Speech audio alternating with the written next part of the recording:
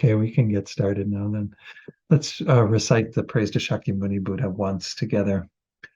To the founder, the endowed transcendent destroyer, the one gone beyond, the foe destroyer, the completely perfected, fully awakened being, perfect in knowledge and in good conduct, Sugata, knower of the world, supreme guide of human beings to be tamed, teacher of gods and human beings, to you, the completely and fully awakened one, the endowed transcendent destroyer, the glorious conqueror, the subduer from the Shakya clan, I prostrate, make offerings, and go for refuge.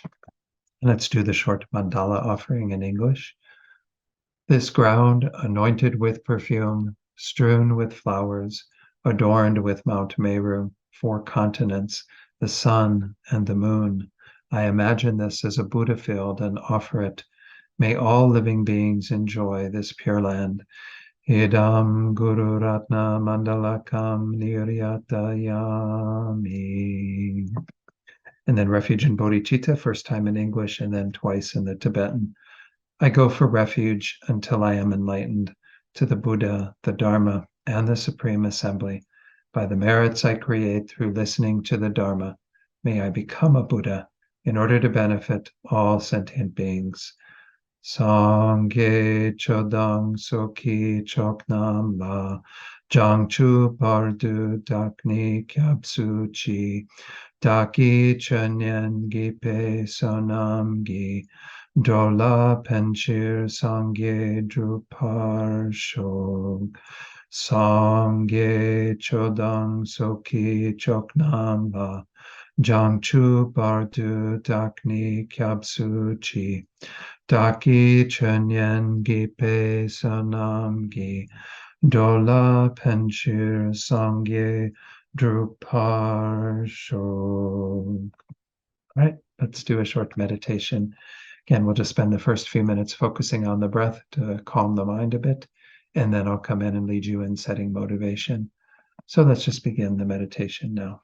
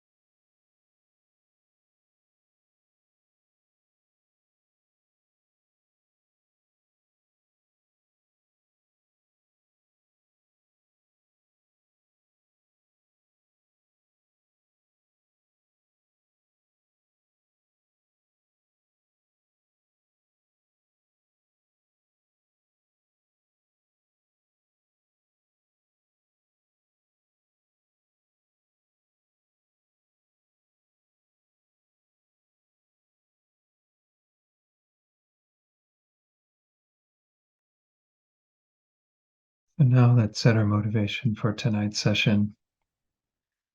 And in this section, as we've been examining in these 9 similes, we've been looking at the idea that the afflictions, the obscurations, all the various things that pollute our minds, these are not there inherently. They can be removed. They're adventitious. And remember that we can know this fact even by the simple evidence that these delusions, such as anger, for example, are not present in our minds all the time. Anger arises on the basis of various causes and conditions. And often, when those causes and conditions fall away, the mind of anger will cease. And while we do have the seeds for anger to arise, if anger were inherently in our minds, it would always be manifest. We would never be free of it.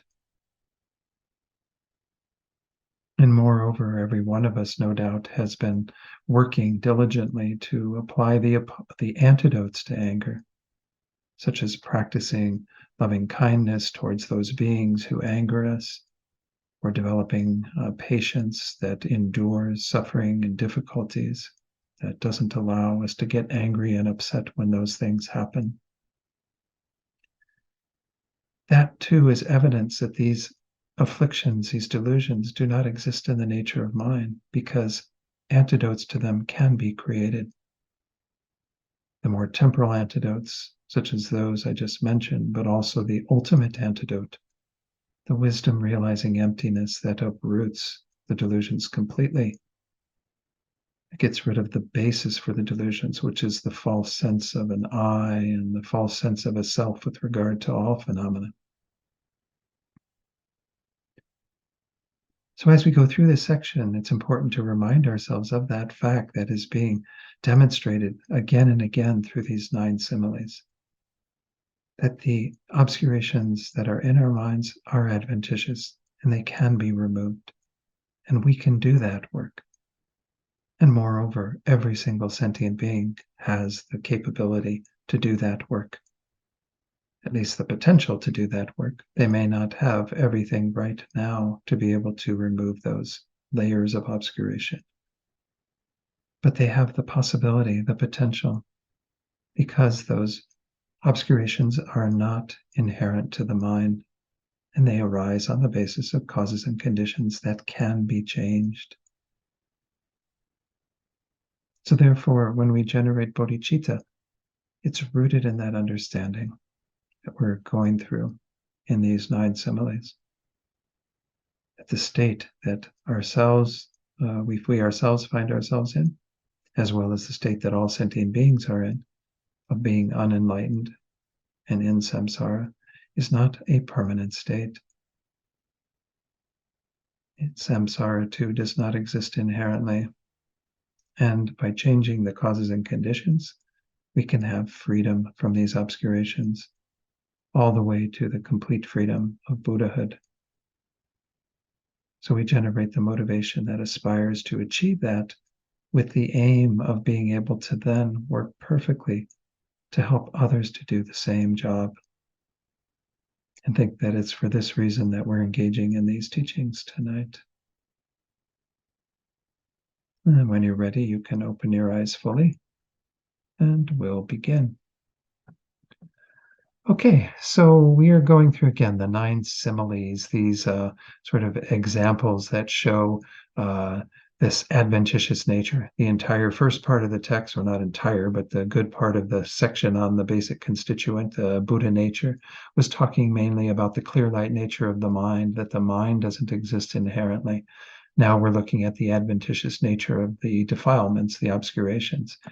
So in last week's class, I don't want to back up too much, but I do need to kind of get us back into where we left off. Otherwise, we're going to be a little bit lost. Whoops, I pulled up the wrong one here. That one's in a separate file somehow.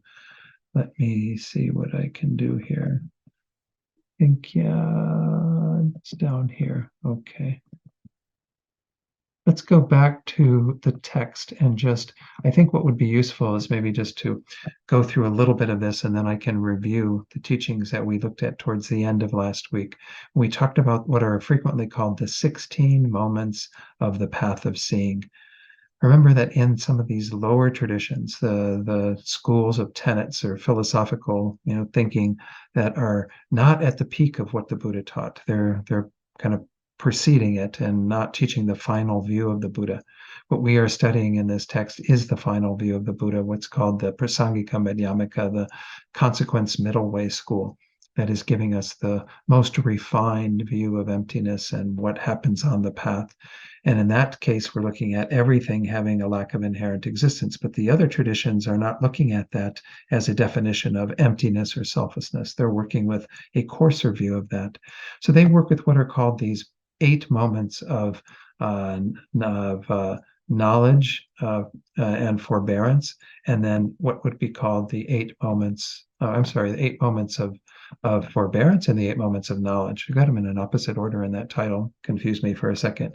So again, let's go through the paragraphs here, and we'll kind of talk about this in a moment. So it says, when the reality of the 4 truths, because these are structured around the 4 truths. The first 4 of the forbearances have to do with the 4 noble truths, and then the subsequent forbearances that are about the knowledge of the 4 truths. The consciousness that's knowing the 4 truths is empty of inherent existence. So it says, when the reality of the 4 truths, which previously has not been realized directly. In other words, this is the initial direct realization of the emptiness of the 4 truths, is seen for the first time in the manner of water being poured into water. This is what that experience is said to be like. Subjective awareness and the objective field that is being examined merge like water poured into water, where you can't differentiate the two. That dualistic appearance is gone of subject and object. Further, it says here, and one is not being frightened by this profound reality, which previously in samsara would have been frightening. This is why it's called a forbearance, is because you are able to forbear the knowledge of the understanding, the reality of phenomena lacking inherent existence. And it says, one has then gained the forbearance of reality. So if we go to the charts, we have again those 2 charts. The forbearance of reality is these first 4, where you have the focal object being one of the 4 noble truths, and then you have the object of realization, which is the emptiness of the first truth, the truths of suffering, the emptiness of the second truth, the truths of the origin of suffering, emptiness of the truths of cessation, the third, and then the emptiness of the truths of the path. All of these are the first 4 dharmic forbearances. Again, in the lower schools, they're realized sequentially, but in Prasangika Madhyamaka, they're realized all together at the same time. Why? Because when you realize emptiness in any direct realization, you're realizing the emptiness of all phenomena.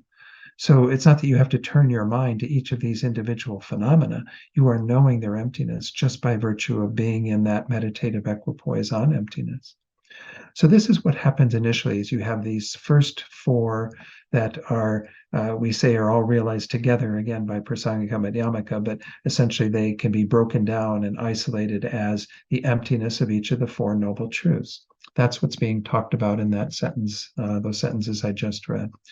Then it says, therefore, in terms of the 4 isolates of comprehending the reality of the 4 truths, there are 4 forbearances, those 4 that I just pointed out. We can isolate them as a unique knowledge of the wisdom of emptiness and pertaining to each of the 4 noble truths. Then it says, after this, the mind which has entered that reality, like water being poured into water, is perceived. And although potentially frightening, it is perceived without fear. Again, we're not saying that suddenly a conventional phenomenon, which is the mind, appears, but we can say that then you have also the knowledge of the mind that knew those 4 noble truths to be empty, to also be empty. that mind is empty of inherent existence. It says it is therefore called subsequent forbearance. So if we go back to the chart, we see that on the chart, it indicated that we had these next 4 that are in that on the chart there, the first subsequent forbearance, the second subsequent, third, fourth. These are observing the first Dharma forbearance, what is above. They're observing the mind that is knowing the emptiness of the truths of suffering for the first one, and it's realizing the emptiness of that. Then for the second subsequent forbearance, it's realizing the emptiness of the mind, realizing the emptiness of truth, true origins, the truths of origins, and so on. So the subsequent forbearance is in the lower schools, it does happen subsequent afterwards. But for Prasangika Madhyamaka, again, everything is realized at the same time. And it says there next, this is where we at, kind of like the sixth sentence from the bottom of that paragraph. From the point of view of the four isolates of the object engaging consciousness of the reality of the four truths, there are four subsequent forbearances. So again, the first four were called Dharma forbearances, or here the words were forbearance of reality. But it's understanding the emptiness of the Four Noble Truths. That's the first four. Then the subsequent forbearances are again knowing the emptiness of the mind, knowing the emptiness of the Four Noble Truths, the emptiness of those Dharma forbearances or forbearances of reality. Then it says the next sentence, these 8 forbearances exist as one entity, but as different isolates, meaning that once more, from the point of view of Prasangika Madhyamaka, they are all present in that moment of mind, because that mind is knowing the emptiness of all phenomena. But you can mentally isolate them out and say, oh, you've got to realizing the emptiness of the first truth, the second truth, third truth, fourth truth, and then the emptiness of the mind's knowing each of those four truths to be empty of inherent existence. And we could delineate, countless isolates of what's being known at that time, because the emptiness of all phenomena is being known at that time. The bodhisattva doesn't need to turn their mind to a particular phenomenon to know its emptiness. They're knowing emptiness, which is the quality of all things that exist. Their own minds, the minds of other beings, all the phenomena in our world, and so on. So again, this is what's happening at this time, according to Prasangika Madhyamaka. As I said, the lower schools say these are done sequentially, so you have to start and go through each of them. And that's why they're frequently called the 16 moments. These are the first 8 moments. They all happen in what's called the uninterrupted path. Let me put that back on the screen, the chart that we used previously. This is the chart that, there it is, 5 Mahayana paths. So we're talking right now about the path of seeing. That's kind of, again, in that first section of the Arya Bodhisattva there, path of seeing. This is the initial direct realization. You have what's called, let me push the chart up a bit. You have, again, this little box here that shows that the diagonal going from the upper left to the lower right is the uninterrupted path. The one going in the opposite direction is what's called the path of release. The forbearances are all occurring on the uninterrupted path. They are this movement into a direct realization of emptiness that is knowing the emptiness of all these phenomena, and it's acting as an antidote to a level of obscuration. In the case of the path of seeing, it is acting as an antidote to what's called the acquired or artificial, there's a term that Jeffrey Hopkins uses, afflictive obscurations. The afflictive obscurations are in this little box in the lower right-hand corner there. They are the conception of inherent existence along with its seeds. In this case, it's those conceptions of inherent existence and seeds that we've acquired in this lifetime. They are all removed by this initial part, the uninterrupted path. It acts as an antidote against those. In the very next moment, after those are completely removed, is the path of release, or the liberated path. And this is when you are actually completely free of those, to where they will never occur again. Remember, the analogy that's used is like the uninterrupted path is like throwing the thief out of your house, and the path of release is like closing the door behind them so that they cannot re-enter the house. All right. So this is what's going on here in terms of the first part of it is the uninterrupted path, and that's where the 8 forbearances occur. In terms of the 8 knowledges, or the 8, knowledges, those are going to happen in the path of release. So it says here again, just to repeat, these 8 forbearances exist as one entity, but as different isolates. And during their existence, an absence of adventitious defilement cessation has not been attained. You haven't attained the actual cessation. it has acted as an antidote to those, but you have the next moment is when you actually have the complete cessation of those again to where they will not recur. Next sentence, in its dependence on realizing the reality of the Four Truths, there is perception of object engaging consciousness. But this is not an acceptance of a self-cognizing consciousness. What is this talking about? I'm not going to go into great detail, but if you've studied this topic in the other basic program course that's called Awarenesses and Knowers, you know that there is posited by some schools, particularly the Sautrantika, that is the point of view that these teachings are taught in that course. There is this idea of a self-cognizing consciousness, which is kind of another layer of consciousness that is self-aware, that is aware of consciousness. And according to Prasangika Madhyamaka, no such consciousness exists. We know the moments of our consciousness simply by being aware and having that knowledge of phenomena that appear to it. We don't need a self-cognizing consciousness as another layer to sort of validate the moments of consciousness that we have. So I'm not going to talk a lot about these self-cognizers or self-realizers, as they're sometimes called. These are taught again in some of the lower tenets, but Prasangika Madhyamaka says again, the reason why they're taught in those lower tenets is because we have a recollection not just of the object that was known, but also the consciousness knowing the object. And they say in order to be able to have that, you have to have another layer of consciousness that's knowing that consciousness, just like we have the consciousness knowing the object. But Prasangika says again, by virtue of the actual moments of awareness, you have that recollection and that ability to know the consciousness knowing the object as well as the object being known.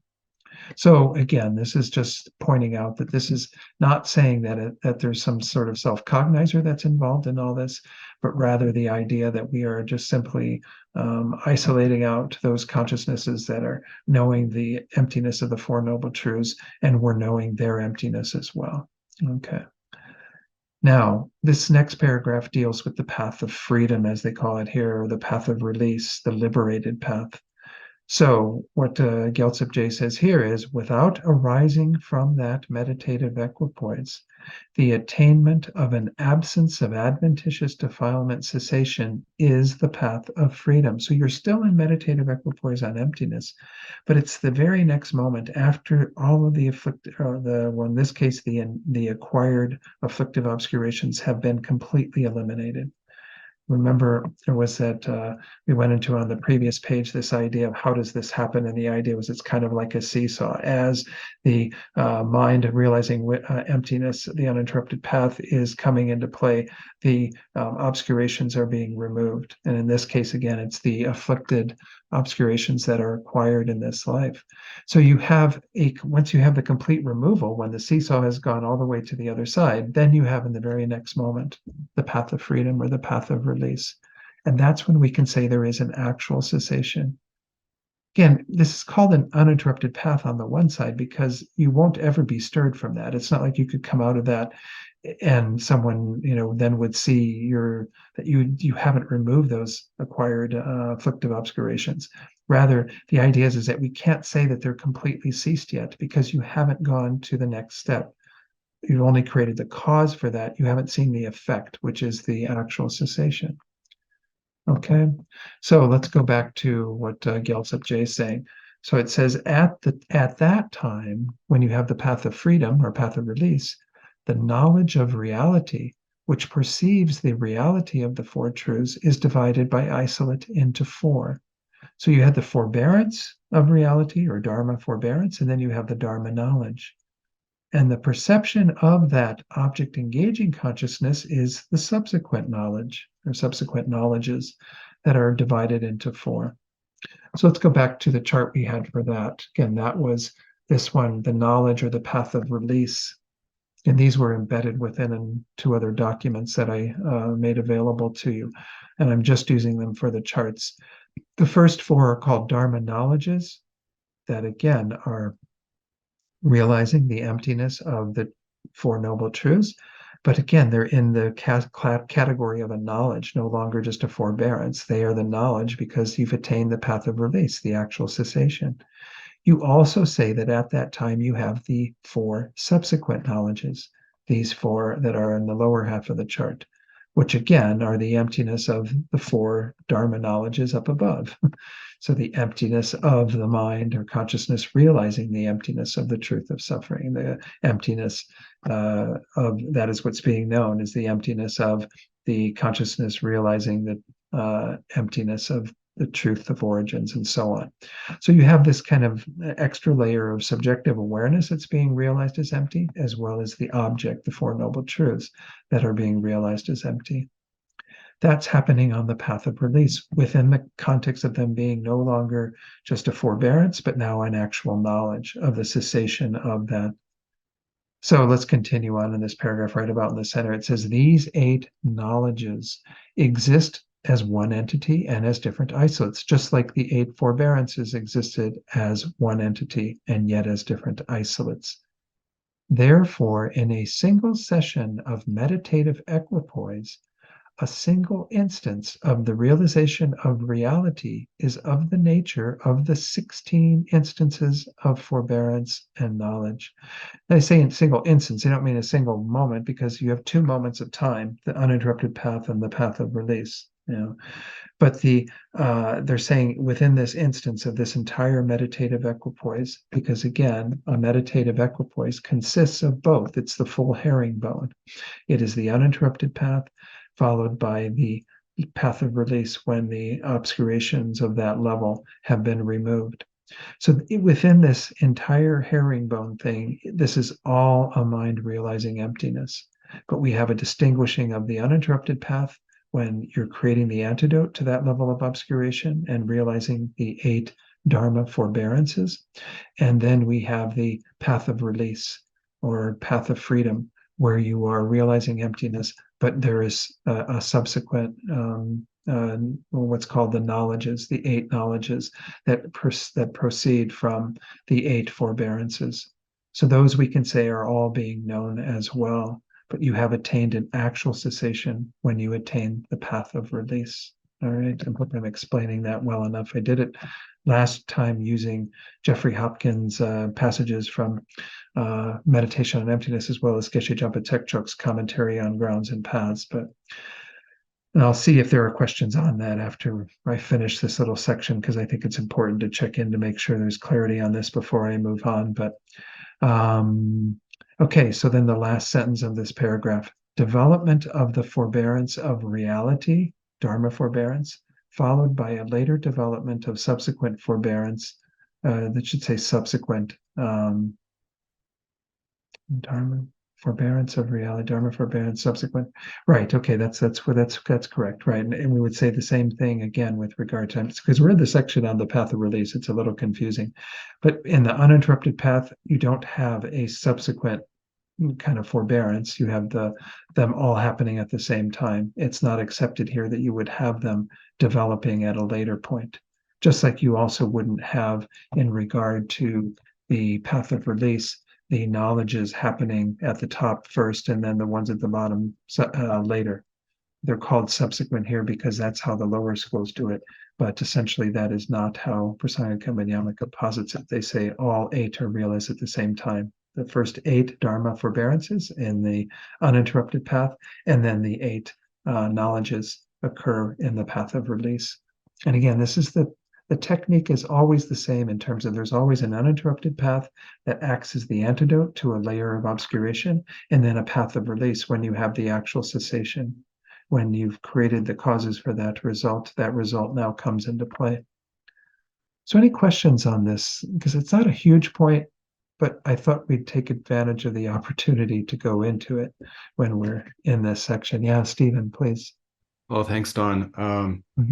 Just trying to get my bearings here. So a Sangha, he was Yogacara, is that right? He's renowned for having been the charioteer of the Yogacara or the mind-only school, but it's not to say that he necessarily held those tenets. The story actually goes, I may have mentioned this early on, that his brother Vasubandhu was a Hinayanist and following a Hinayanist path, and he was very concerned about his brother, and he wanted to create a path using the Buddha's teachings. He didn't make this up. This is from, again, the mind only is taught in the Sutra Unraveling the Thought and a number of other sutras. But essentially, he said he was kind of a vehicle for initiating the mind only school, the Chitta Mantra school, so that those beings who had a similar predisposition as his brother Vasubandhu would have a path that worked for them to get them into the Mahayana, to get them into the higher vehicle so that they could aspire for Buddhahood and so on. So that's why, yeah, I mean, he's teaching this text and commenting on this text according to Prasangika Madhyamaka, not according to, or at least okay. Madhyamaka. I don't know. Prasangika Madhyamaka did not exist as a sort of formal category at that point when a Sangha was around, when he did his commentary on Maitreya's text. But essentially, yeah, that's what's happening here. Okay, and of course, Gyaltsabje's commentary would be from the Prasangika as well. Absolutely, yeah, good. Now, again, what some of these lower schools would say that you have these 16 kind of individual moments, but again, they are sequential, and you go through them based on the fact that the mind kind of has to go through a process of realizing. And again, they wouldn't be necessarily realizing the same emptiness. They definitely aren't if they aren't in that tenet system. So they would be realizing the lack of a substantially existent self-sufficient self, for example. The Hinayanas would. The Bodhisattvas, according to mind-only tenets, would be realizing another variation on emptiness that I won't go into tonight. But any other questions on these knowledges and forbearances? Yeah, Aida. Yes, thank you, Don. Sure. I'm not quite clear about the subjective awarenesses and the knowledges. Okay. Why is there a difference there when they're realizing the same emptinesses of the of the Four Noble Truths? Does that make sense what I'm saying? Right. So if we look at it once more to review, kind of there's the four forbearances and the four subsequent forbearances. Then there's the four knowledges and the four subsequent knowledges. Again, all of them we got the four at the top of each of those that are the Four Noble Truths. So those are objective understandings of emptiness. And then the ones that are subsequent are all subjective awarenesses. They are the mind that is realizing the emptiness of the Four Noble Truths, the mind that's realizing the emptiness of true origins, the mind that's realizing the emptiness of true cessations, and so on. It's just trying to include both objective reality and subjective reality in terms of conventional phenomena, things that can be outside of ourselves, objectively known, versus the subjective awareness that is knowing those. So on both sides, we have a similar lineup in terms of the four objects being the Four Noble Truths, and then the four subjects being the minds that know the emptiness of the Four Noble Truths. And the emptiness of those minds as well. Exactly. So you're knowing the emptiness of those minds and the emptiness of the Four Noble Truths. And so again, it's just, I mean, if the Buddha hadn't taught it in terms of how the lower schools go about realizing it, we could talk about it as just being the uninterrupted path and the path of release, because all that's being realized is emptiness in both of those. In the uninterrupted path, it's acting as an antidote again to that layer of obscuration that's being removed. And then the path of release, you're still realizing emptiness, but then you are accompanying it with a true cessation. So there's the knowledge. Oh, I'm sorry, I didn't mean to. No, go ahead. That's all right. But the knowledges would be the emptiness of all phenomena. Then. Well, when we say the knowledge is on this side versus the forbearances, it's this term knowledge, it's being used there. It's just kind of the knowledge of having achieved that realization, but it's not to say that that's appearing to that bodhisattva's mind in meditative equipoise. All that is appearing to that mind is emptiness. Mm-hmm. So, all phenomena, the emptiness of all phenomena. Exactly. Okay.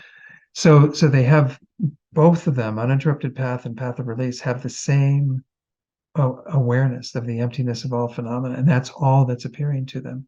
We're just delineating them in terms of this is acting as the antidote to that level of obscuration, and this is when that level of obscuration has been ceased. That's the only difference. And we're delineating these 8 points within them just because they're delineated in the lower schools, and just to match them up and show that that's still all happening. We're removing all of the misconceptions with regard to the Four Noble Truths, as well as the awarenesses, knowing the emptiness of the Four Noble Truths. That's happening on, we can say, because again, as you pointed out, Aida, we're realizing the emptiness of all phenomena in both of those moments, both the uninterrupted path and the path of release. Okay. So it's kind of a strange thing from Prasangika Madhyamaka's point of view, because there's no differentiation of these things except in conventional reality. In ultimate reality, they're all empty of inherent existence. And so they're all being known as empty of inherent existence within that mind. But that mind isn't aware of their conventional divisions. It's just that at that level, the Bodhisattva is focusing on those. That's the focal object, the Four Noble Truths. Well, in terms of the main object that's being realized, of course, is emptiness. But we can say there's always going to be a basis of that emptiness, and it could fall into any of those categories. You could be realizing generally what they say is your initial realization of emptiness is frequently the emptiness of the I, the person, the self. And so again, that would be the phenomenon that you're focusing on, which is included within the truth of suffering, I would assume. That's where we probably put an I, if we had to put an I anywhere. But the idea is that by virtue of realizing the emptiness of the I, the emptiness of the body, the emptiness of any phenomenon, you are realizing the exact same reality of all other phenomena. So again, it is kind of a strange denomination of talking about these various levels, but it's because the lower schools divided into those 16 moments. And so Prasangika just says, well, yeah, we can do that for the sake of argument. Say, they've got the 4 that are the initial ones, the Dharma forbearances and the Dharma knowledges, and then you have the subsequent forbearances and the subsequent knowledges. But everything is being realized as empty at that time by virtue of realizing emptiness directly in that initial direct realization. Okay, does that help a little bit? Okay. Were you going to have something, Stephen? Yeah. Please. Yeah, thank you, Don. I've got a couple speculations here. I don't know. Okay. You can just shut me down if you like. You're welcome to. First is, so in that state, it's like the object and subject are like water poured into water. You used that expression just a little bit earlier. Yeah, you're having your glass of water. So I wonder if that's why there are the knowledges and the forbearances, because the subject and object are basically integrated. Just there is no differentiation between them. They're undifferentiable. So maybe that's why you have them. I kind of thought of that. I thought Aida's question was great.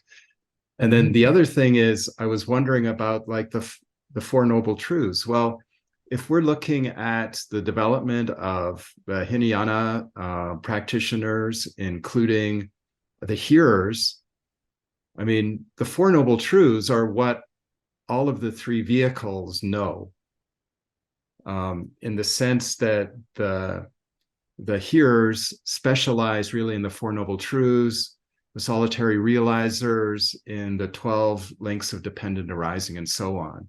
So I wondered if that was kind of the lowest common denominator, and that's why the Four Noble Truths appear in this presentation as like the basis for the 16 instance.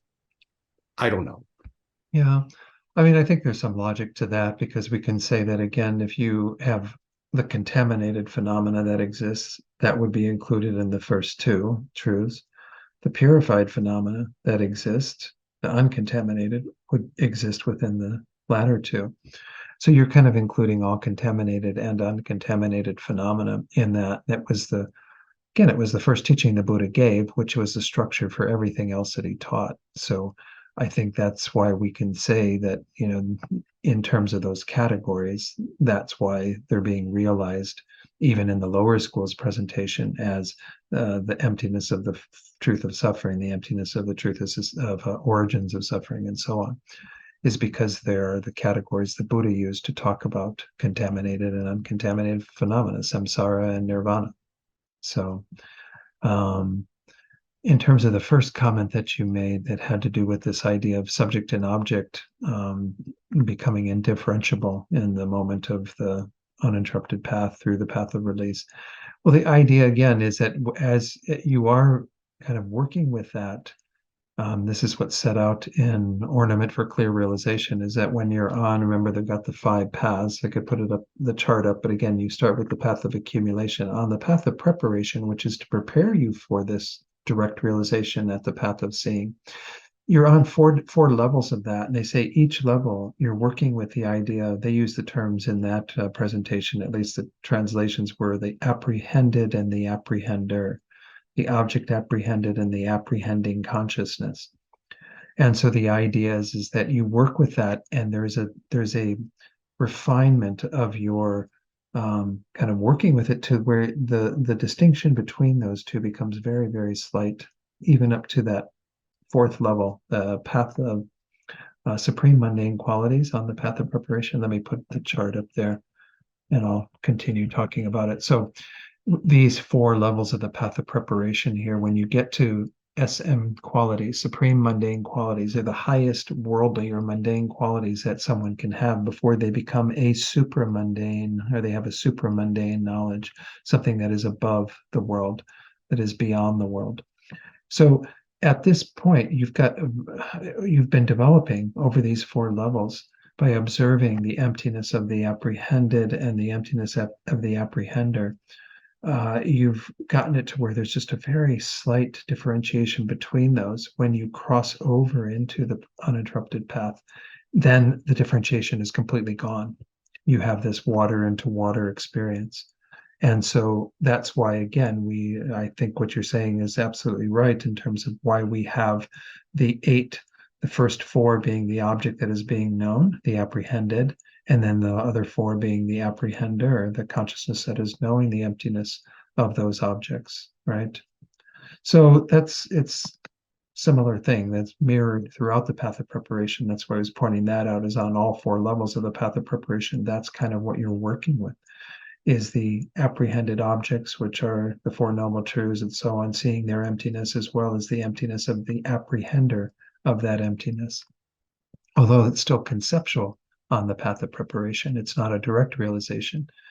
That sense of subject and object becomes slighter and slighter until you have enough requisite merit and what have you to cause you to fall over into the path of seeing, and then you have that water into water experience. Okay. Thank you very much, Don. Sure. Any other questions on this? I know this isn't like a huge part of our text, but like I said, when these things come up, I feel like it's important to take advantage of the opportunity to go through it, because some of these teachings, it takes a while to hear them again and, and kind of assimilate them in. If you have heard them teachings on them before, hopefully I helped to clarify some things. I don't know if I always do, and if you haven't heard them before, well, then you've heard them now, and you'll have another opportunity at some point in the future, perhaps in studying in the basic program, the text on ornament, Avisamayalankara, chapter 4. You go into that in that text as well. Of course, that's actually taught from the Svatantrika Madhyamika point of view. So that would be where these are individual 16 moments. So any other questions before we carry on? I do want to kind of move along if we can, but I don't want to leave anybody behind. So, all right, let's go forward then. So in our text, let's go back to that. We now have, again, we're on page 192. I forgot to point that out earlier, but hopefully you pick that up. This is the explanation of the different divisions. So we had kind of 3 divided into 2 parts, I think is what it was. I can't keep track of these outlines. Anyway, this starts with a little quote from Sangha's commentary, and then it goes into number 4. Okay, so that's actually the second part of 3. That's right. We just went through 3. If we go back a few pages, actually, I think we can find, so we get kind of properly grounded in this, where we went into this kind of a more extensive thing. This is where it's at. It's on page 189, I think. Right. Okay, so if we look at the 5 outlines there, and last week we went through or actually maybe the week before, the definitions of the 2 types of obscuration, the afflictive obscurations and the knowledge obscurations or cognitive obscurations. Then we looked at examples of them, kind of delineated what they are. Then we went into this section that we just finished now, the differences between the path of seeing and the path of meditation abandonments. So we were going into a more detailed description of what happens on the path of seeing as part of that. Again, you don't have a repetition of these 16 moments on the uninterrupted path and the liberated path of the path of meditation, those that occur there. It's only on the path of seeing that you have those kind of being set out in terms of it. But of course, you have the same realization. So we can say that you also are knowing the emptiness of all these phenomena. It's just not delineated that way. Now we're going to go on to a brief explanation of how the seeds are destroyed, and then a specific explanation of knowledge and forbearance on the path of seeing. Or maybe that's what we did. Maybe that's where we are. Yeah, I think that's right. Sorry. So yeah, that's the number 5. Okay, so now we're out of that section. We finished that section. Sorry, got a little confused there.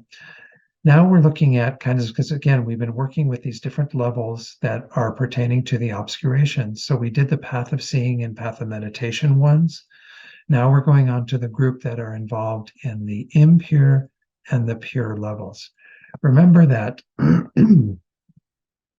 in essence, there's not a great difference in terms of what these are. For the Hinayanas, it would be different, but for the Mahayanas, their path of seeing is going to be removing, again, the acquired afflictive obscurations. And then as you go through the path of meditation up to the uninterrupted path at the end of the 7th ground, you have yet to remove the afflictive obscurations. When you enter into the 8th ground and above, then you have removed them, and you are working on removing the knowledge obscurations. So again, the impure grounds are from the beginning of the path of seeing, the 1st ground, all the way through the 7th ground.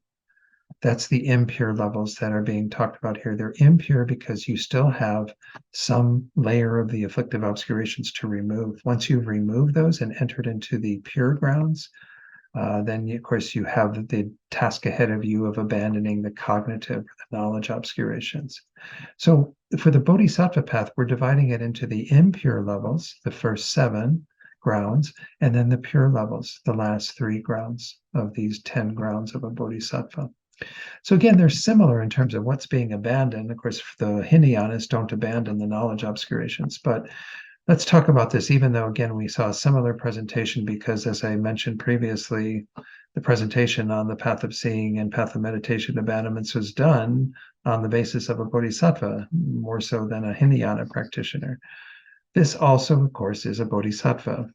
The first paragraph talks about what are called the non-ultimate bodhisattvas. You don't hear this phrase so much, but what it means in this context is a bodhisattva that is on these first 7 levels and has not yet become an ultimate bodhisattva, the sort of final phases of a bodhisattva that occur on the pure grounds. So in the minds of these non-ultimate bodhisattvas, the opposing forces of the 7 levels will be destroyed by exalted wisdom, the meditational wisdom of the 3 pure levels, the 8th and so forth, the 8th, 9th, and 10th grounds. These are the defilements found on the impure levels, right? Okay, this presents the abandonments in terms of their base, nature, and antidote. The opposing forces of the 7 levels are found in the minds of these bodhisattvas and are obstructions to the attainments of the levels up to and including the 8th level.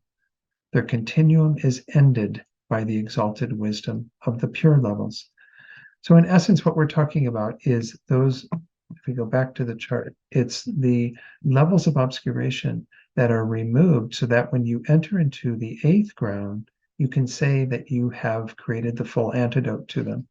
We're kind of lumping together everything that is gotten rid of on this phase, this impure grounds, and saying that at the level when you enter into the pure grounds, you have the complete antidote to everything that exists within the impure levels. Of course, you're abandoning them bit by bit as you go through the various grounds up through the seventh. And then when you enter into the eighth, you have abandoned them completely. So as it says, their continuum is ended by the exalted wisdom of the pure levels, because we can say that having the wisdom of the pure levels, which is together with the full cessation of the afflictive obscurations, has caused that continuum of those abandonments, levels of obscuration to be removed. Then the next one has to do with the three on the pure, the bodhisattvas on the three pure grounds. In the minds of the ultimate bodhisattvas, where all affliction has been abandoned, all opposing forces of the pure levels will be destroyed by what? The uninterrupted path and its vajra-like meditative concentration, which again is what occurs in the very tail end here. When you have the vajra-like uninterrupted path, that is a special designation given to this 10th ground, uninterrupted path at the end of the continuum of a being. By the way, I did look into my text about what happens there and whether there's some tantric correspondence with it. And it doesn't seem that this is called vajra-like for that reason at all. But as is pointed out, if you do have a bodhisattva on the 10th level who has not practiced tantra, that they actually do have to receive empowerment and often are kind of manifesting in a pure realm where a Buddha would initiate them into a tantric deity, and they would be able to then, using tantric techniques, generate the mind of clear light that is a basis that's necessary to achieve enlightenment according to the tantric path. So I didn't see anything that kind of drew that similarity between Vajra-like and Tantra. It's called Vajra-like. You will see Vajra-like being used as a term on other occasions for other uninterrupted paths, but the one that is usually called it, and that is most significantly designated as that, is the Vajra-like meditation at the end of a continuum, which has, again, this undestructible power to complete the full removal of all obscuration. We're going to see some references to some of that a little bit later, but anyway, so let's go back to our text. And this was essentially just delineating in very brief words those that are the abandonments for the non-ultimate bodhisattva, which pertain to the impure levels, those that are the abandonments for the ultimate bodhisattvas who are on the last three pure grounds. And that's, again, what we would call the abandonments of the pure level, which again are knowledge obscurations. You abandon the afflictive obscurations on the first 7 levels, and entering into the 8th ground, you no longer have those. And then you abandon the knowledge obscurations on the 3 pure levels. Okay. Whoops. Let's go back to, whoops, I didn't go far enough, I think here. Okay. At the very bottom of page 192, we're now entering into a new kind of summary of everything that we've discussed in terms of verse 133.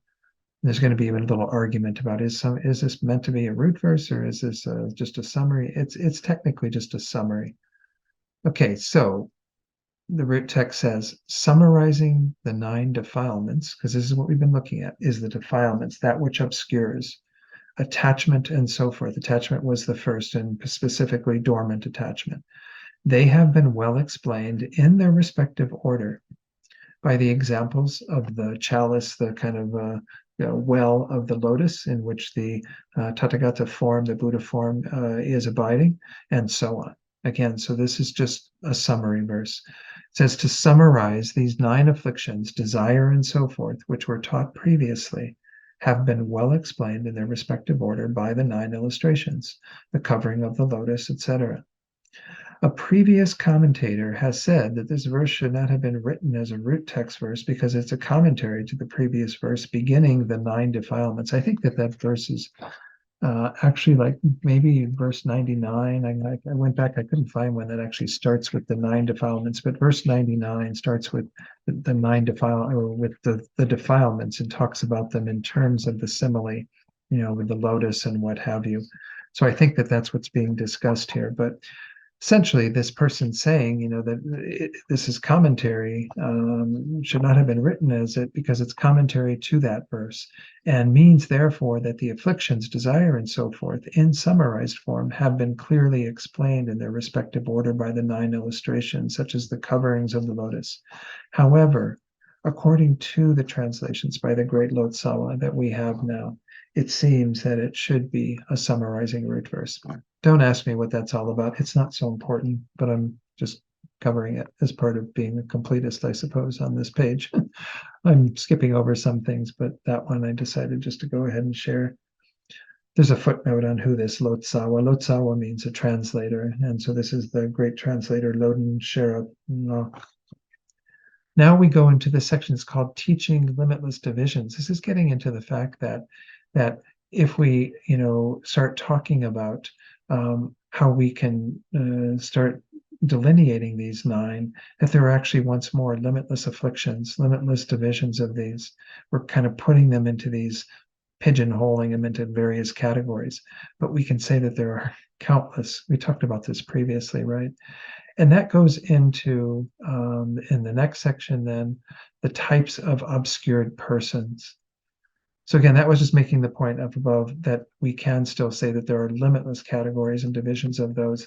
But let's look now, and this is a reiteration of something we talked about previously and that I introduced to you and even had you discuss in the discussion about the individuals who are the obscured persons that correlate to these levels of obscuration, that are the abandonments, the things that obscure our minds from knowing Tathagata essence, knowing our Buddha nature. So verse 134 says, by way of those defilements, the childish, ordinary beings, that's number 1, Hinayana arhats, that's number 2, Hinayana Arya learners, number 3, and the wise Mahayana Aryas, that's number 4, are explained to be impure in their respective order by 4, 1, 2, and 2 defilements. If you add 4, 1, 2, and 2, you get 9, of course. And this is because we have done this earlier. We looked at how the first 4 are correlated with generally ordinary beings, ordinary beings like ourselves that have manifest afflictions, as well as ordinary beings in the form and formless realm that have dormant versions of the afflictions. And then we have the Hinayana Arhats, which were pertaining to the 5th of these similes, where they still had the imprints of ignorance to remove. Then we have the Hinayana Arya learners, that's the 3rd category, and that pertains to those Hinayana practitioners on the path of seeing and meditation, as well as those who have entered the path. And number 4, the wise Mahayana Aryas, which are again the bodhisattvas who are Aryas on the impure and the pure grounds. So this is what's being explained in this paragraph. So it says, these defilements in order obscure living beings as follows. Number 1, ordinary beings are obscured by the 3 poisons as potentials in their dormant form, as well as the 3 poisons forcefully arisen, all 3 counted as 1. Of course, we also could include countless other afflictions that are kind of offshoots of those 3. To make 4. So that's the 4, again, that pertain to ordinary beings. We discussed this previously, but it's just being set out here very neatly. Number 2, the category of Hinayana Arhats. Arhats, again, are those that have completely removed the afflictive obscurations, but they haven't touched the knowledge obscurations. So they are obscured by the ground of the dispositions of ignorance, these imprints of ignorance, which are still keeping them from knowing the Tathagata essence in terms of its full state as the transforming into the nature truth body. They know emptiness for sure, but they don't know that yet. Number 3 includes, again, ordinary beings who've entered the path, meaning those on the path of accumulation and path of preparation, which Geshe Jampel Gyaltsen actually says includes both Hinayana and Mahayana in that category, but it seems like it's primarily Hinayana here, but then where would we put the Mahayana beings who are on the paths of accumulation and preparation, who are still ordinary, even though they're extraordinary in being bodhisattvas. Nonetheless, they haven't achieved an Arya state yet. But anyway, any ordinary beings who have entered a path, meaning again, they're on the path of accumulation or path of preparation, as well as the Hinayana Aryas. The Aryas are those on the path of seeing, path of meditation. They're obscured by the two types of abandonment on the path of seeing and the path of meditation, right? When we looked at those previously, what they were. Then number 4, the fourth category of beings is the wise Arya Bodhisattvas, and they're obscured by the two types of defilement found on the impure levels and the pure levels.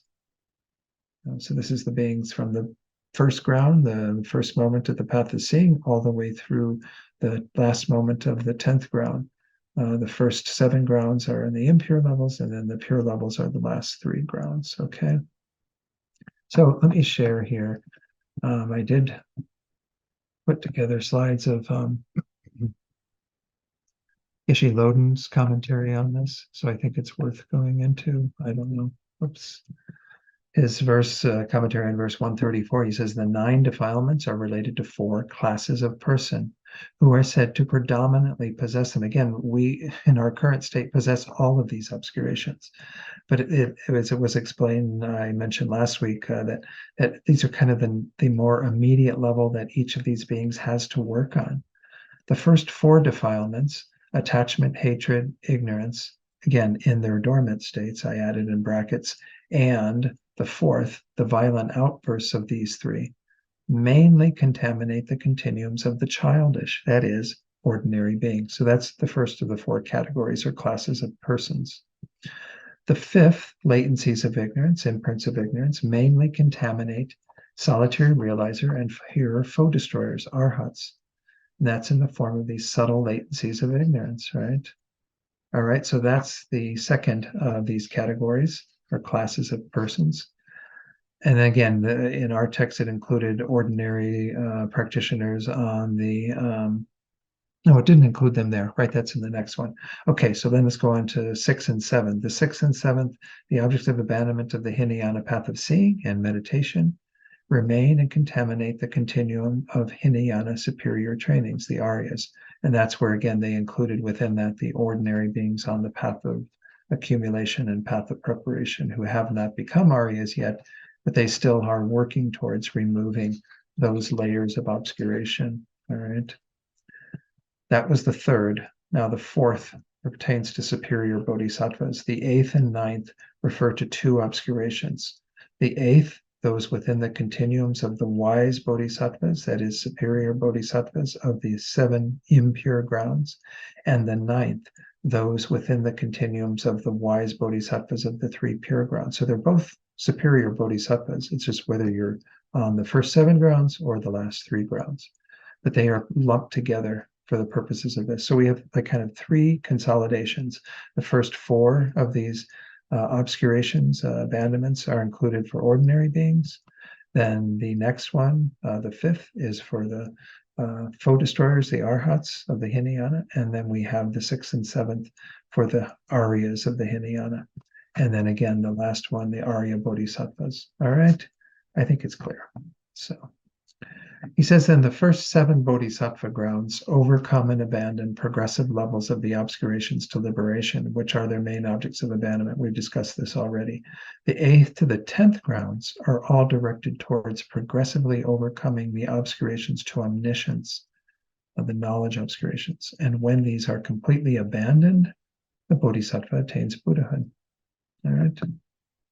Okay, so, oops, didn't need to do that. Stop the share. Okay, now we are going on. Believe it or not, we still haven't even really kind of correlated these and gone through the full correspondence of why these particular obscurations are correlated with the particular similes that they are with. And that gets to be kind of a little bit of an interesting section in my mind. I think it's a kind of pulling it all together, but we haven't even talked yet. After this, we still have to go on to that which is obscured, which is pertaining to another part of the simile. We've been up to this point mainly focused on that which obscures. So let's pass over that commentary paragraph, whoops, on page 193.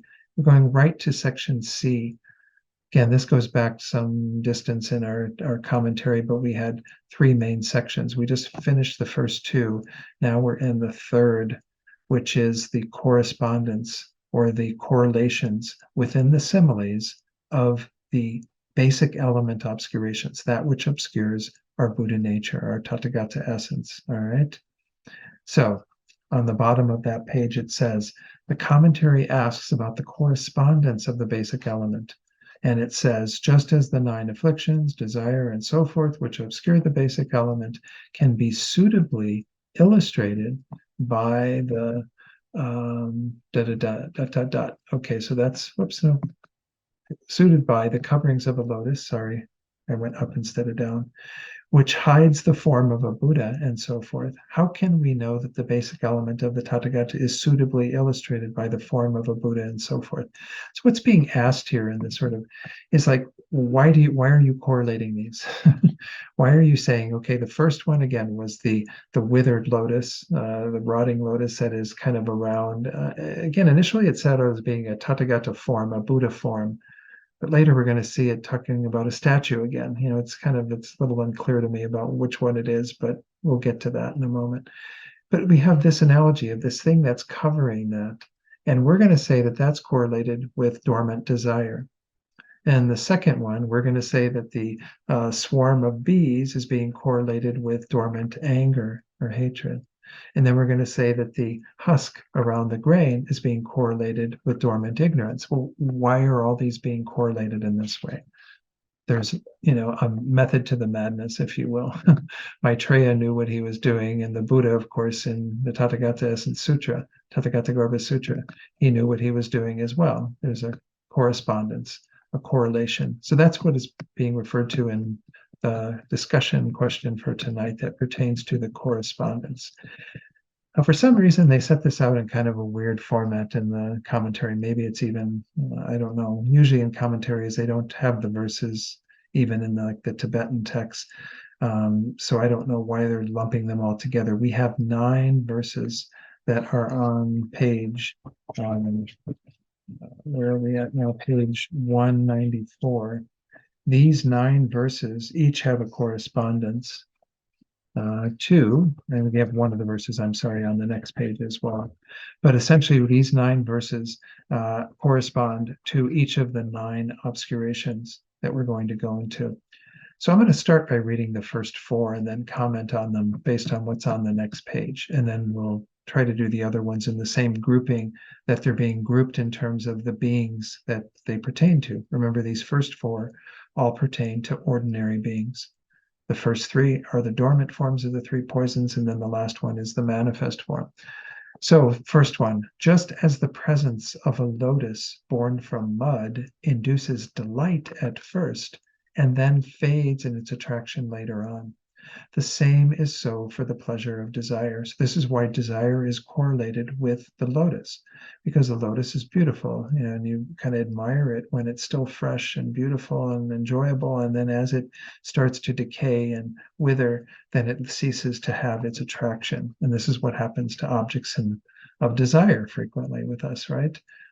Secondly, the next verse 136, just as bees, when becoming greatly agitated, will sting, likewise, when hatred arises, suffering swells in the heart. We're kind of stung by the pain of hatred and anger and so on.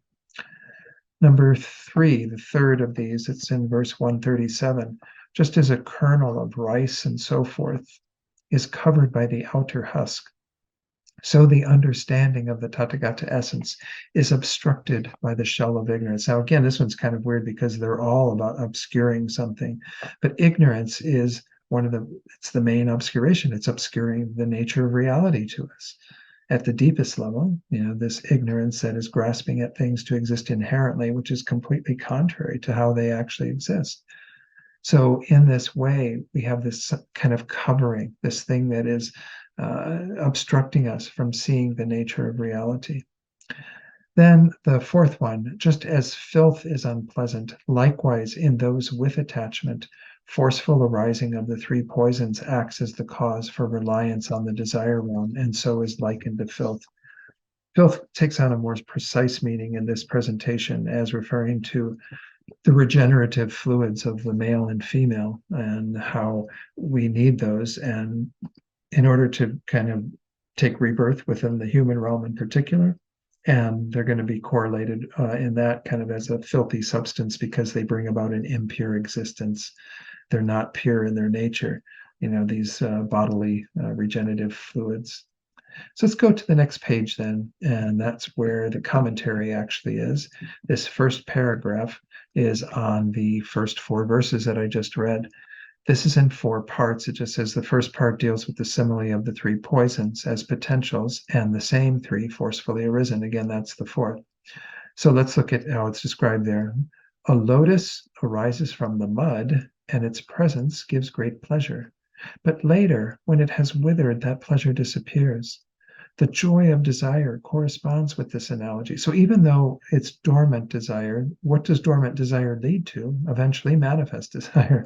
So it talks about it in terms of it's a seed or a potential for us to have desire in the future, which has those consequences frequently. We have enticement and attraction to something we find really beautiful, but then it loses its luster and desire changes and wants to find a new object and is disgusted with what has become old and no longer attractive. The second one, the bees, when disturbed, will sting, thereby depriving one of happiness. Likewise, when anger arises, it causes pain in our hearts and deprives us of any chance of happiness, right? The mind cannot be happy when we have hatred or anger, in our minds or hearts. The kernel of rice, it's in the third one, and so forth, is covered on the outside by the husk. Similarly, any direct realization of the essence is obscured by the shell of ignorance. As long as we have that ignorance kind of manifesting, or even in a dormant form, that ignorance is going to be a blockage to keep us from seeing the nature of reality. Of course, we can begin to whittle away at it through achieving higher realizations, but nonetheless, it acts as kind of a very immediate cause for us not to see the nature of reality. Then the fourth one, excrement, is disgusting and unbearable. Again, they use the term excrement, but as I said, Geshe Loden in his description is going to be a little more precise. He says, and the Gyaltsab says, likewise, the strong arousal of the 3 poisons of anger, attachment, hatred, or ignorance is repugnant, because it leads to wrong behavior, which is a cause for reliance on the desire realm in those with attachment. It leads to inappropriate sexual behavior and what have you. Let's look at Geshe Loden's commentary on this, which will be a little more enlightening. I think in some ways he's a little more precise on some of this. So, show from current slide. Okay, so the 9 similes, we're looking again at the examples of the 9 obscurations, the way that they are that these 9 examples, such as a lotus, resemble the 9 obscurations, such as desire, is as follows. In other words, their correspondences. First, the lotus and dormant attachment. The dormant desire which obscures the Buddha potential is likened to a lotus flower. When one first sees a lotus flower, which grows from muddy water, one is delighted and attracted to it. However, over time, the beautiful flower withers with age and is no longer of interest, nor able to generate any sense of delight. This is like the delusion of desire. For example, the desire of a man towards a beautiful young woman, or whatever genders or non-genders you want to talk about. When a person sees another person who's very beautiful and young, they're delighted and attracted to them and experience the joy of desire. And he put it in quotes because it's not real joy. It's an agitation of the mind, actually, but we get quite titillated by desire, right? And we think that that's something useful to pursue. However, as the woman's or the person's fresh young beauty, it's getting to be that hour. Fresh young beauty fades and withers with age, joy and attraction also wither and die. right? This happens with our various objects of desire, not just people, but obviously with people, it becomes perhaps even more pronounced that we perhaps lose our attraction to things when people age, when they have faults in their appearance due to whatever factors. Then we have the analogy of the bees. This is the second one. Geshe Loden says, the dormant hatred which obscures the Buddha potential is likened to a swarm of bees.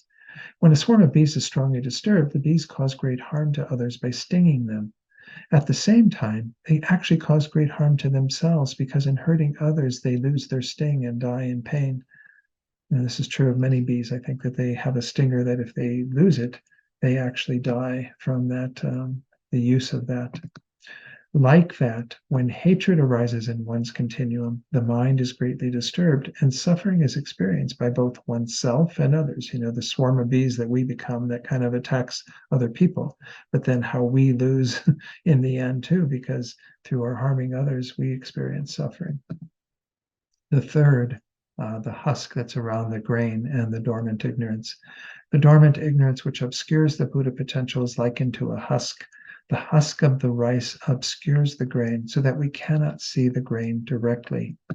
Like that, the ignorance conceiving true existence obscures the Tathagata essence, our Buddha nature, so that we cannot directly perceive it. We cannot know emptiness when that ignorance is, there in our minds or potentially coming into our minds to distort our view of reality. Then the fourth one is filth.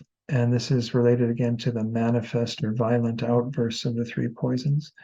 The violent outbursts of the three poisons, attachment, hatred, and ignorance, which obscure the Buddha potential, are likened to a specific impurity. The sperm and ovum, again, the regenerative substances of the male and female. This impurity is said to be incompatible with those who are free from desire, that is, a superior being, right? Because you no longer are enticed by sexual desire in that way and what have you.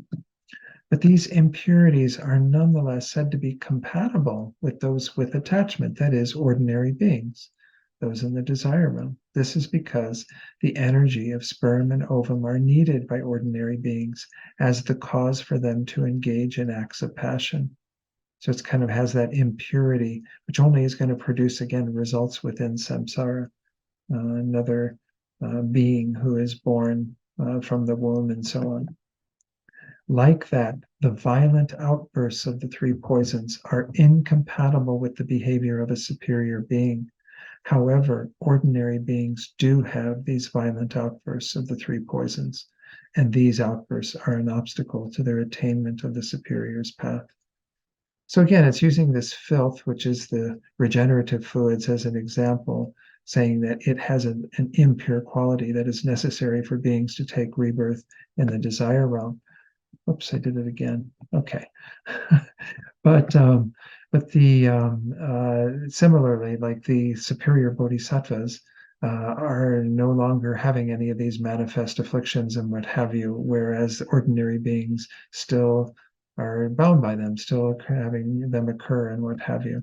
So that's the idea behind it. And each of these, again, as we're seeing, has a kind of correspondence that makes some sort of sense with regard to why that was chosen, with regard to each of the level of obscurations.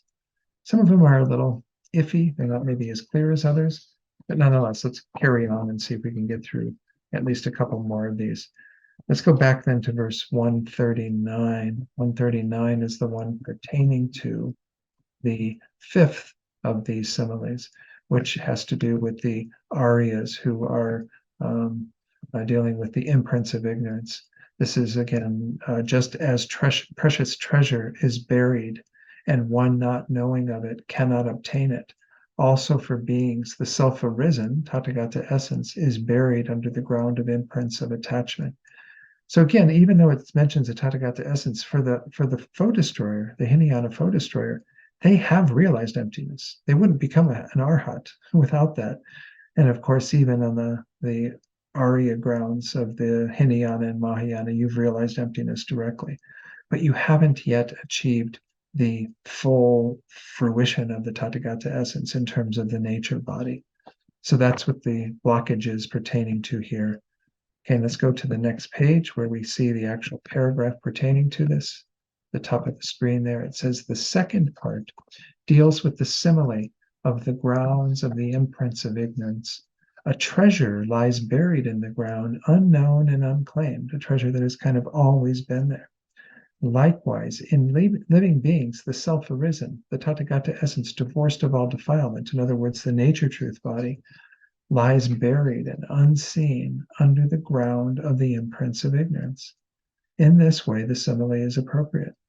Because again, for those beings who have, even though they've been divorced of some level of defilement, the arhats who have removed all the effective obscurations, they still have not realized the self-arisen. The Tathagata essence that is divorced of all defilement. In other words, the nature truth body. Okay. I don't know if I need to say anything more. So again, it's not that the natural purity is veiled, since arhats have seen that natural purity. They just don't have yet the adventitious purity of completely removing all of the obscurations. Yeah, Stephen, please. Yeah, thanks, Don. I was just a little confused there with the term self-arisen. I think towards the beginning of the text, that was used to refer to solitary realizers, but this is something different, isn't it? Yeah, okay. I think this is referring to, again, this term self-arisen gets used on occasion to even refer to the bodhisattvas who have arisen in the form of buddhahood. I mean, it's not exclusively a term for solitary realizers. So I don't know if I can say more about it because I'm not sure why it gets used in that context. Self-arisen is often used, as you know, with solitary realizers because of the path that they take of kind of achieving their own state of arhatship and on their own in their final life and all of that. So it's not inappropriate to call them by that term. Here, I think it's the fact that the bodhisattva, having attained all the way up through the 10th ground, arises themselves in the form of buddhahood. And so they're referring to the state of buddhahood, where again, you have a nature truth body and so on. But yeah, I that's all I can say about it. I wish I could say more, but. Oh, no, thanks for that explanation, Don. Okay. Let's go on to see if we can do 6 minutes. Maybe we can even do the rest of these because they're not really that complicated, but they do have some things that maybe need a little explanation. Numbers 140 and 141 deal with, again, those beings who are Hinayana Aryas, or again, ordinary beings on the two learning paths of the path of accumulation, path of preparation, where they're still ordinary beings and are trying to overcome the obstacles or abandonments of the path of seeing and eventually the path of meditation. 140, just as a seedling and so forth, by growing gradually, breaks through the husk of a seed, so the realization of suchness destroys the abandonments on the path of seeing. So the analogy is being used here is like when you have a seed that becomes a sprout, the seed in the process of doing that is destroyed. So in the same way, the abandonments of the path of seeing are destroyed by the arisal of the path of seeing itself. It's kind of a, I don't know, interesting one. Again, it's going to get correlated in terms of the seed and the sprout to something different when we actually talk about that which is obscured. But in terms of what's obscuring, it's like the husk of the seed eventually falls away and is consumed in the process of the sprout arising. And it says, through familiarization with Arya paths, the core of the view of the transitory collection is overcome.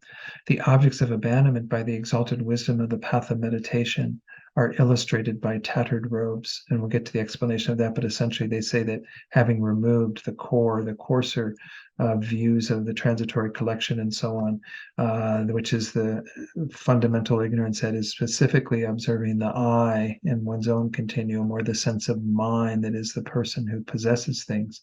When that form of that ignorance is removed, that's the coarser one on the path of seeing. But then as you continue to familiarize with that, you are able to remove the other levels quite easily. They're kind of like tattered robes that are really kind of thin and insignificant in some regard because you've done the initial work of generating that first realization of emptiness. Let's look at what the commentary is on this. The third part deals with the path of seeing and path of meditation abandonments. a sprout will gradually grow, thereby splitting and destroying the outer covering of the seed, right? It's sort of a transformation from seed into sprout. Likewise, the new seeing of suchness by direct perception will immediately destroy the abandonments of the path of seeing. They're kind of consumed in the process of the arisal of that wisdom. From then, the second verse that we looked at pertains to the path of meditation, abandonments. From repeated meditation on the path of the Aryas, the remaining essence of the views on the transitory collection are destroyed in their coarse form. And everything starts in a much coarser form and is destroyed. And Geshe Jompo Gyaltsen says that this pertains in particular to those that have been destroyed on the path of seeing, that are the coarsest. But of course, again, you do begin with the coarser levels and they get subtler and subtler as you get further and further on the path of meditation.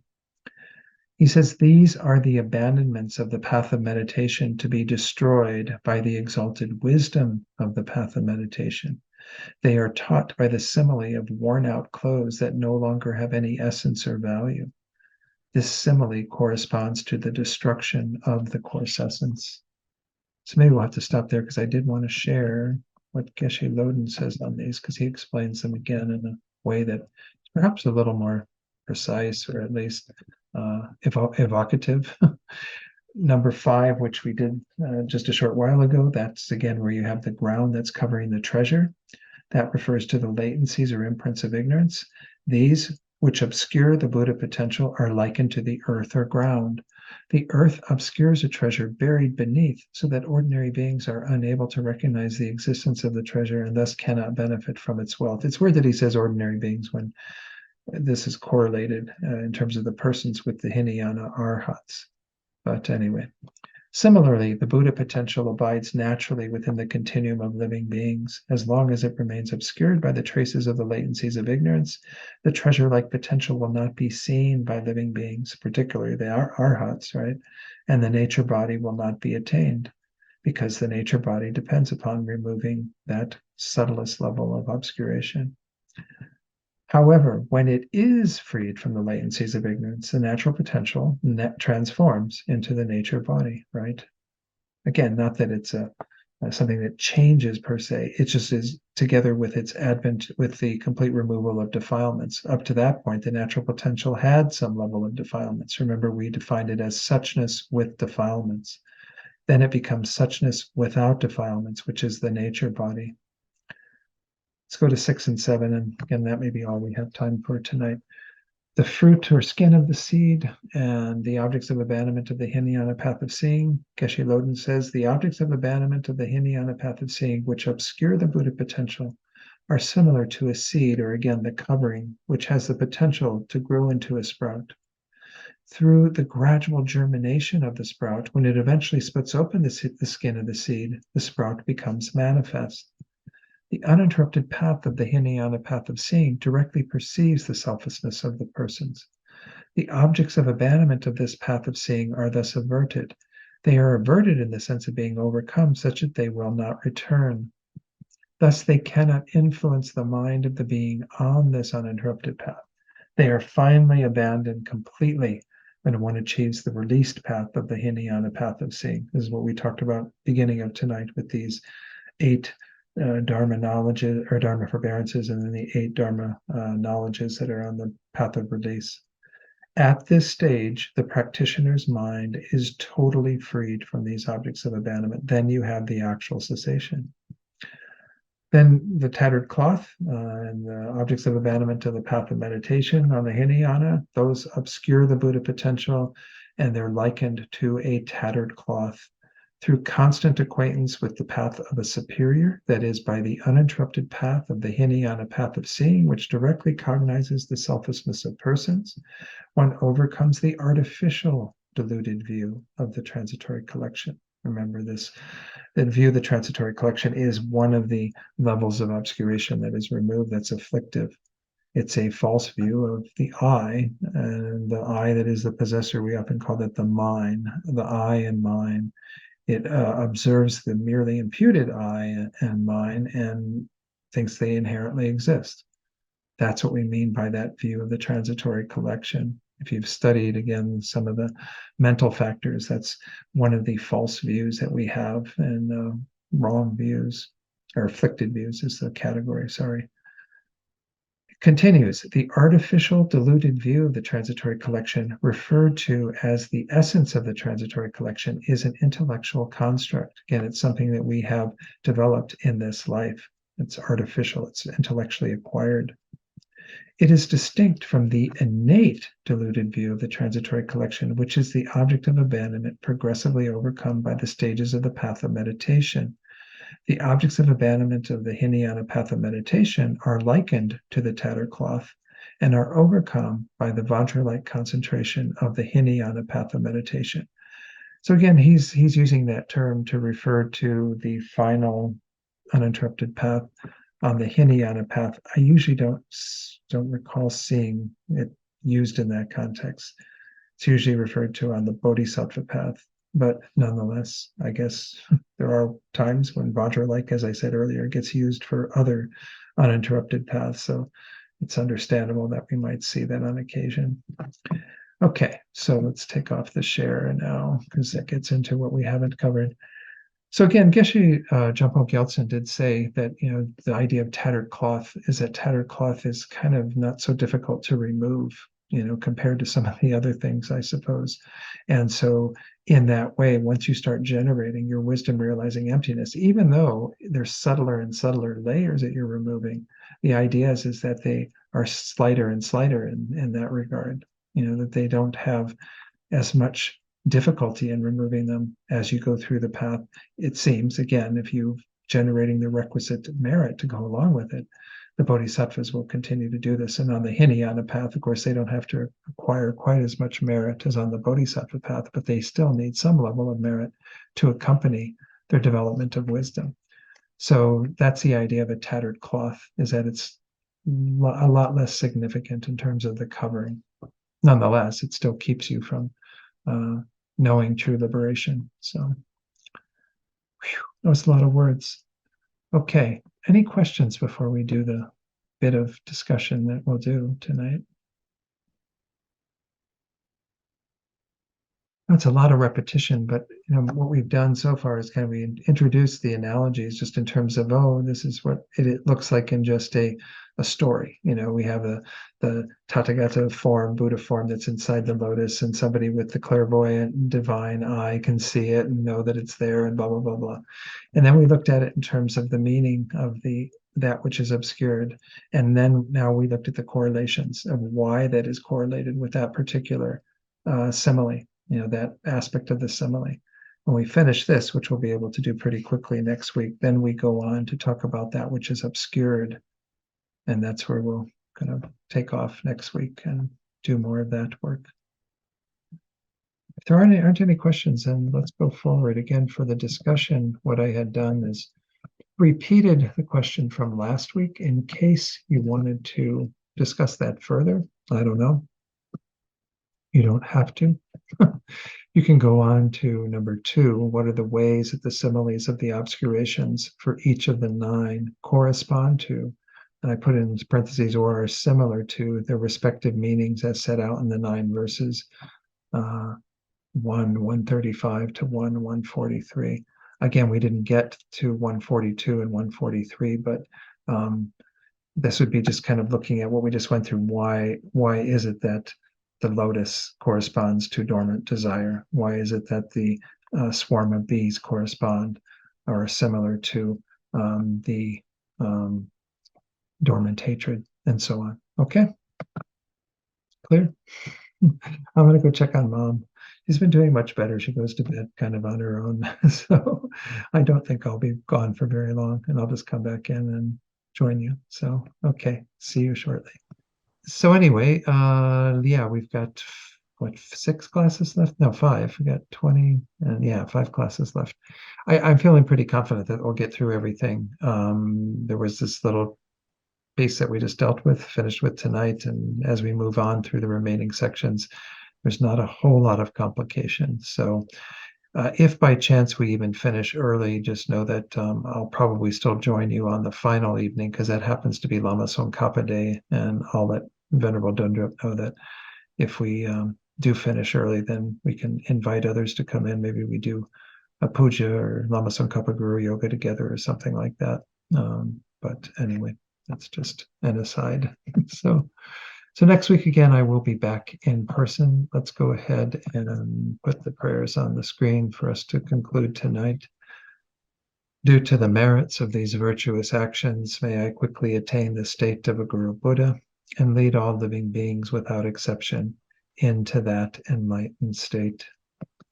May the supreme jewel bodhicitta that has not arisen arise and grow, and may that which has arisen not diminish, but increase more and more.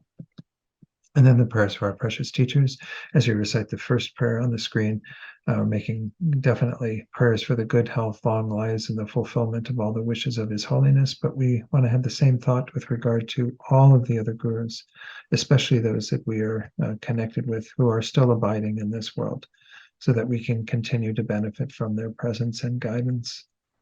The wish-granting, wish-fulfilling jewel, source of every single benefit and happiness in this world, to the incomparably kind Tenzin Gyatso, I beseech, may all your holy wishes be spontaneously fulfilled.